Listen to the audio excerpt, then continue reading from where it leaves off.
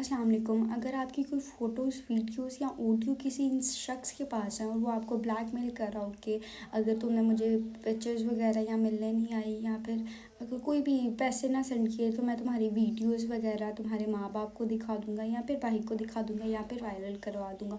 इसको हम in the I of court इसको हम ब्लैकमेलिंग कहेंगे या फिर साइबर क्राइम कहेंगे। याद रखें, जितना भी मवाद कोई क्राइम फ़ोन के ज़रिए से हो रहा है उसको हम साइबर क्राइम बोलेंगे। अब बहुत से लोग हैं यहाँ पे, एक काम करना है सिर्फ आपने जितनी भी वीडियोस या पिक्चर जो भी आपको ब्लैकमेल कर रहा है आपने उसका स्क्रीन रिकॉर्डिंग या फिर स्क्रीनशॉट लेना है ना। याद रहे, आपने बिल्कुल वो चीज़ डिलीट नहीं करनी जो आपके एविडेंस में आपके हक में साथ होगी कोर्ट में।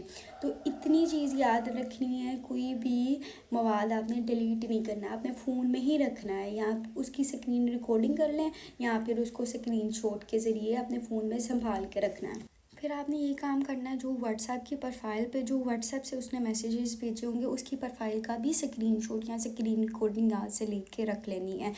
ठीक है, ये तो सारा हो गया प्रूफ हमारे पास। अब हम केस कैसे रिपोर्ट करवाते हैं वहाँ पे।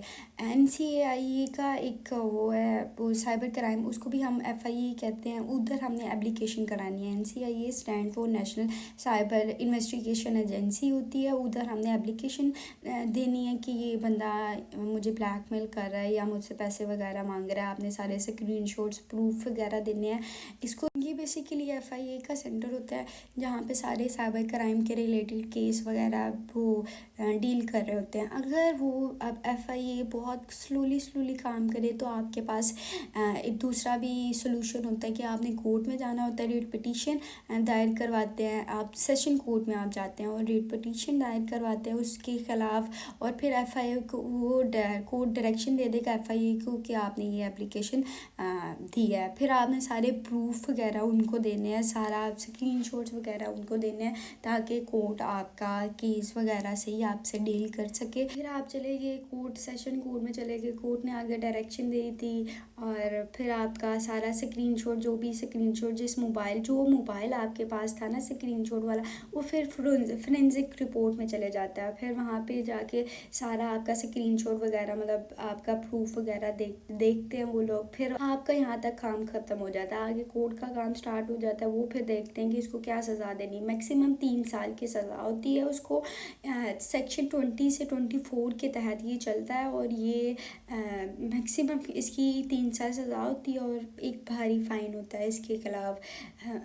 FIA करवाती है। अगर विक्टिम फ़ीमेल हो तो फ़ीमेल आजकल आपको पता ही है कितना राइट, वुमेन राइट कितने इन है आजकल।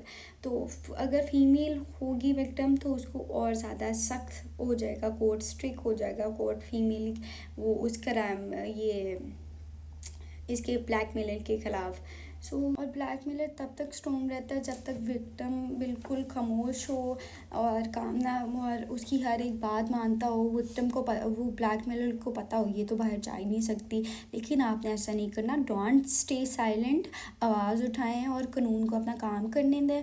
तो आपने इस बारे में डरना नहीं है। यहाँ तो आप फिर ऑनलाइन कंप्लेन भी करवा सकते हैं।